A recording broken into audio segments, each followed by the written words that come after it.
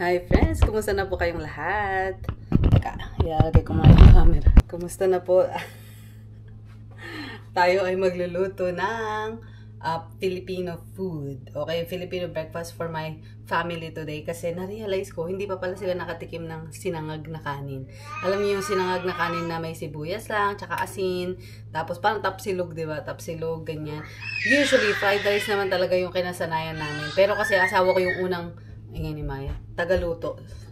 Yung asawa ko kasi talaga yung tagaluto. So, siya ay laging nagluluto ng fried rice before, parang Korean style. So, nasanay na kami na mag-fried rice. Kahit na ako yung nagluluto, fried rice is parang yung halo-halo na, hindi na nakabukod yung kanin sa ulam, parang gano'n. So, yeah, dahil kahapon, pumunta kami sa Asian store, nakabili ako ng hotdog at saka ng parang tocino spam na gusto kong i-try. So, naisip ko, sige, sasabayan ko ng sinangag na kanin na hindi pa nila natitikman. Parang ang sad no, parang grabe lang, taon na kami mag-asawa, hindi ko pa siya napatikim ng sinangag na kanin. So, tapsilog type tayo. Hindi man tapsilog tapa kasi yun. Ano ba yun? Long silog? Longganisa? Hot silog? Ano pa? Tosilog. Ayan. Ayan ang ating yan. So, unahin ko yung eggs. Ganitong magluto ng itlog ang aking asawa. Nahawa na lang ako. Para siyang pinirito sa tubig. Ito yung aking tocino. Ay, tocino tuloy. Longganisa. Pinapakulo-kulo ko muna siya. Pero may oil na yung tubig. Ganito rin ba kayo magluto ng longganisa? Tama po ba itong aking pinaggagawa? Pero yan. May konting tubig muna siya. Pakulo-pakulo. Tapos, maubos yung tubig and then oil na lang, diba?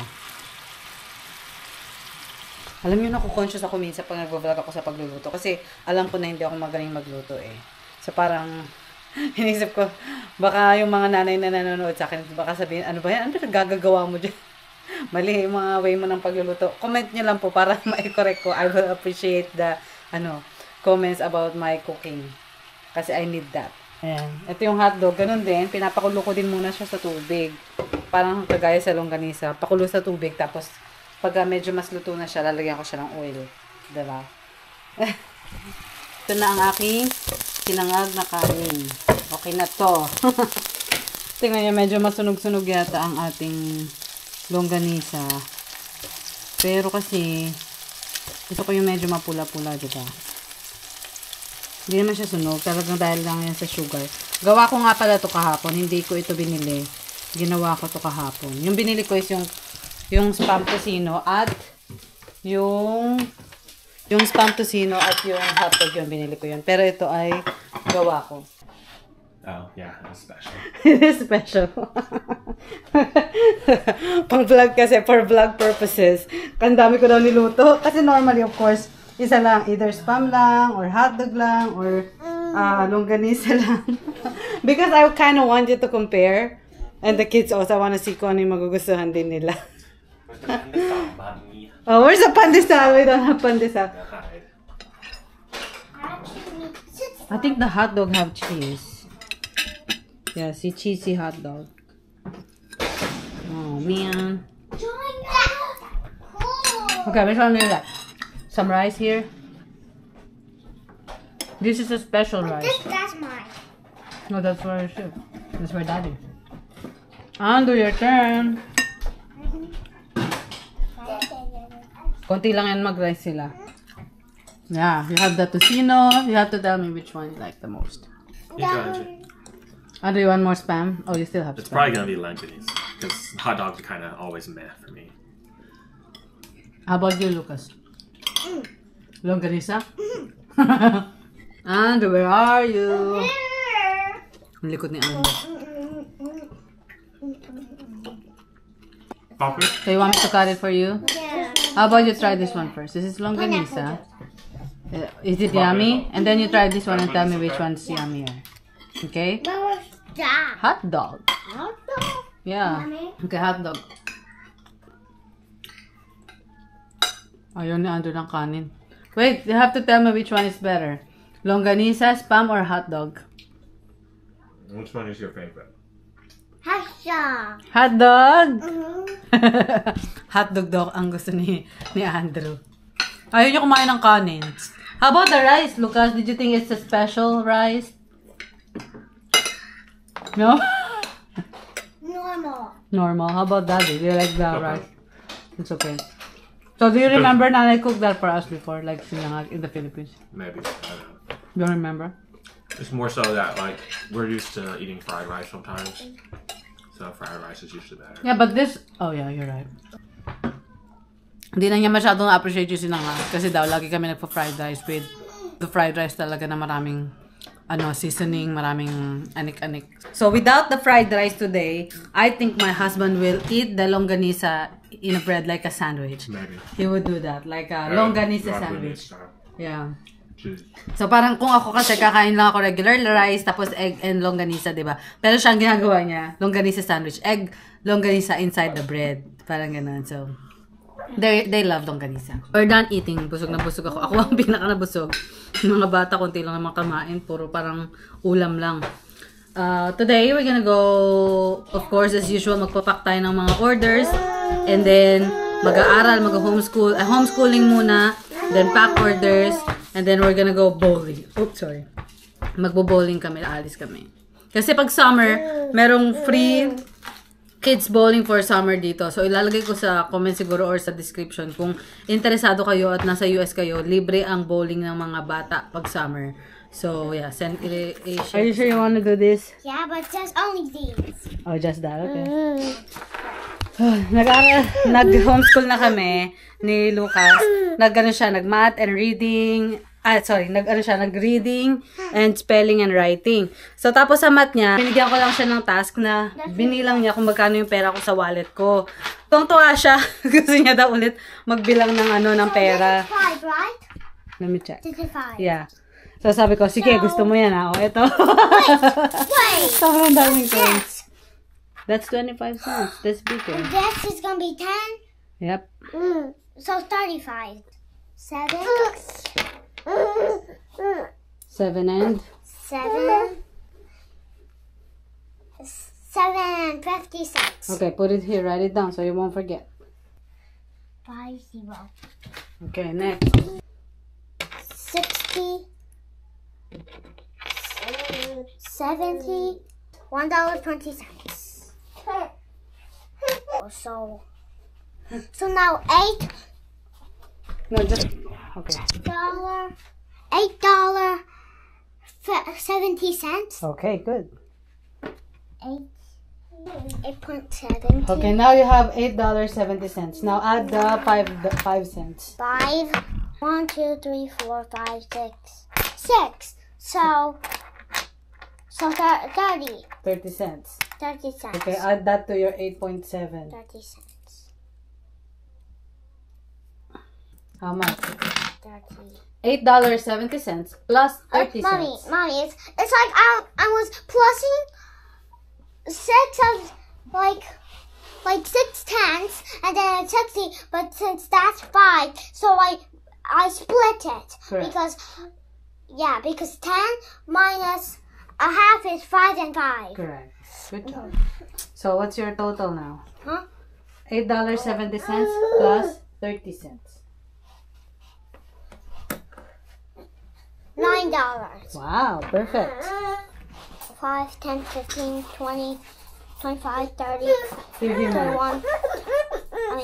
35, 40, 45, 50, 55, Plus 55, 2. Plus 2.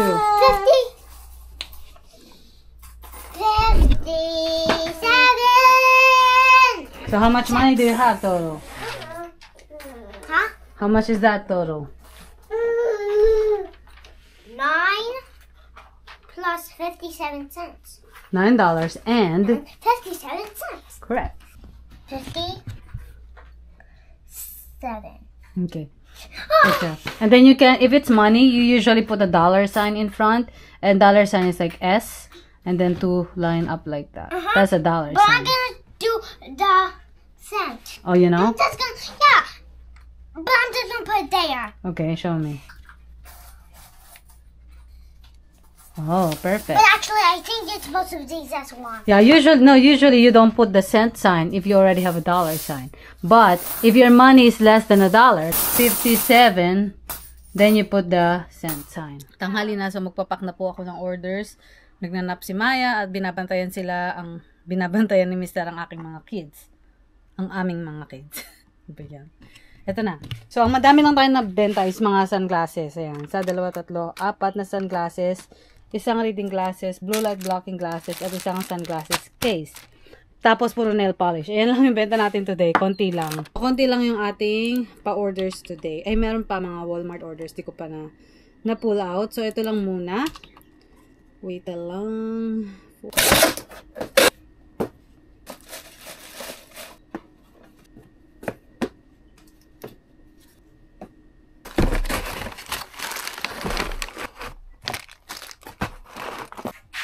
Tapos na ako mag-pack, friends. Maglilinis pa na sana ako. Magtatrabaho pa sana ako. Kaya lang, tanghali na. So, magbo-bowling muna kami para walang masyadong tao kapag ka mga ganitong oras. Tapos mamaya, pagbalik namin, kung matulog ulit si Maya, tsaka na lang ako mag-work ulit. Kasi nga, kailangan naming habulin yung oras na hindi crowded dun sa bowling. We're gonna go bowling now! Okay, here! Bowling! Okay, mag-shoes muna tayo.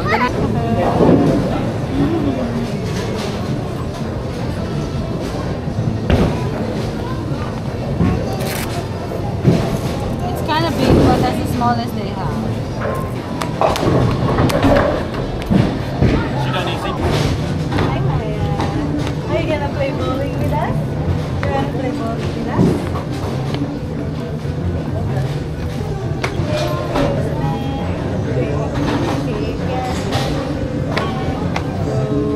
So, libre ang bowling, pero ang renta ng sapatos hindi libre. Okay na din, diba? Nakatipid pa din. Look at that, 7. 7? That's too heavy. No, there's that slicer.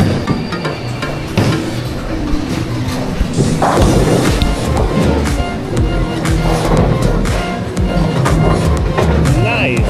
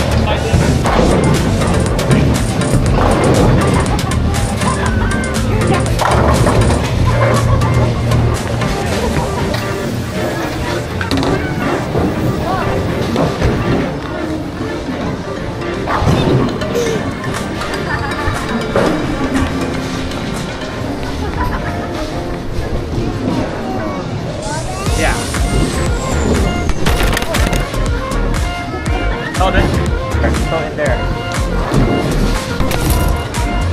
You're supposed to go forward like that. Yeah.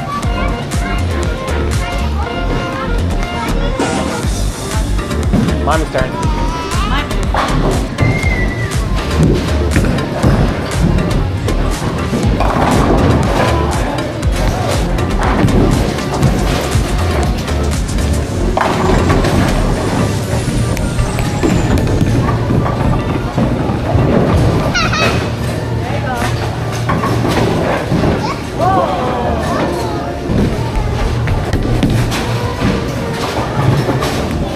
Sabi ko nandadaya yung asawa ko, nagtothrow siya ng 2 kamay. So that's how he's winning. My technique. No, that's like cheating. That's not how you throw. Anyway, we're on the 7th round na kami. Naka-6 na kami na round. So far, ako ang winning. Lucas is 45 points. Andrew 27. I'm 53. And Daddy is 31. I'm winning so far. But we have 4 more rounds. Did you get 2 better balls? Huh? Did you get 2 better balls? Yeah. I know. Because I'm so like desperate to win. You beat Mommy. Really? By 1 point, yeah. No Lucas way. got 69, Mommy got 68. What? Did you see that? I didn't know. Yeah, Lucas, you beat Mommy. I even beat Mommy. No, you You beat did. her. You got a 69, Mommy got 68, so you're higher. Man. Hello friends, nandito ako sa maalikabok na storage room namin. Nakabalik na kami, 'di ba? Nag-bowling kami, tapos ayan, nakabalik na, nakapagpahinga na, nag-snack, tapos nagpatulog ulit ng bata. Ngayon, nag-work ako. Actually, eto kanina pa ako nag-work. Ayun, yung mga natrabaho ko. Inaayos ko lang, minumove ko yung mga nandito. So, ayan yung mga home decor na binibenta ko sa eBay. Pero yung karamihan kasi dyan, parang baka magto 2 years na sila, hindi pa sila nabibenta. So, kapag gano'n na medyo matagal na, binibenta ko siya sa consignment. So, yung local store dito, balak ko dalhin yan bukas sa local na consignment store. So, yun ang ginagawa ko. Tapos, dinidelete ko siya sa aking online store. Tanggal ko yung alikabok para bukas, naka-ready na. Yun ang aking balak lang na gawin ngayon. Tsaka, maglinis-linis dito kasi maalikabok po talaga. Actually, sabi ko nga kay Mr. para, alam mo yun, taon-taon na lang, every after spring, naglilinis kami dahil sa alikabok.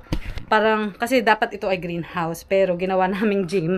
Ito yun naman. Tapos, eventually, naging storage room. So, medyo, alam niyo na, hindi siya talaga ideal for storage room, kaya maalikabok. Sabi ko nga kay Mr. baka pwede na, tanggalin yung net. Kasi parang net lang to palitan siya ng, something na, parang glass. Hindi glass talaga, kasi mahal yung pag glass Parang something na, parang fake glass. Kasi gusto ko yung maliwanag pa din, pero, hindi siya papasukin ng alikabok, parang ganun. Sabi naman ni Mr. so magiging mainit naman daw, kasi, walang hangin na makakapasok, parang ganun. So, anyway, tutuloy ko lang ang aking tinatrabaho.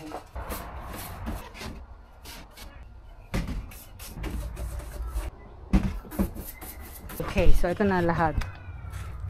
I think, madami-dami rin yan. 1, 2, 3. Ayan, madami-dami rin, diba? So, ang gagawin ko naman ngayon ay I have to make sure na madidelete ko siya sa aking online store.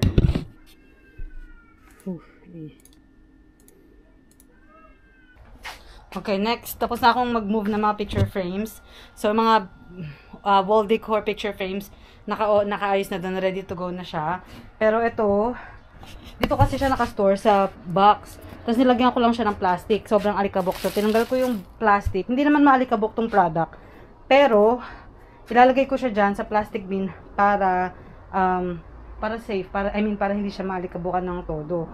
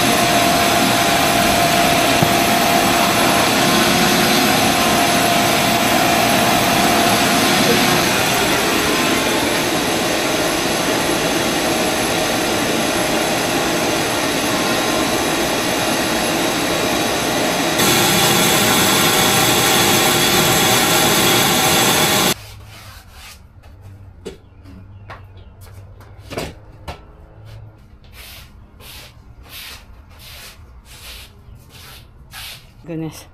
Tingnan yung itsura ko. Ayan. Wala na yung makapal na alikabok, pero may mga alikabok pa din. Kaso pagod na ako, tsaka baka umiiyak na si Maya. So, bukas na ulit. Ibabalik ko yung frames dito sa loob kasi syempre uulanin sa labas. Okay. Happy naman tayo na malinis naman. Kahit papano. Okay. Maliligo pa ako.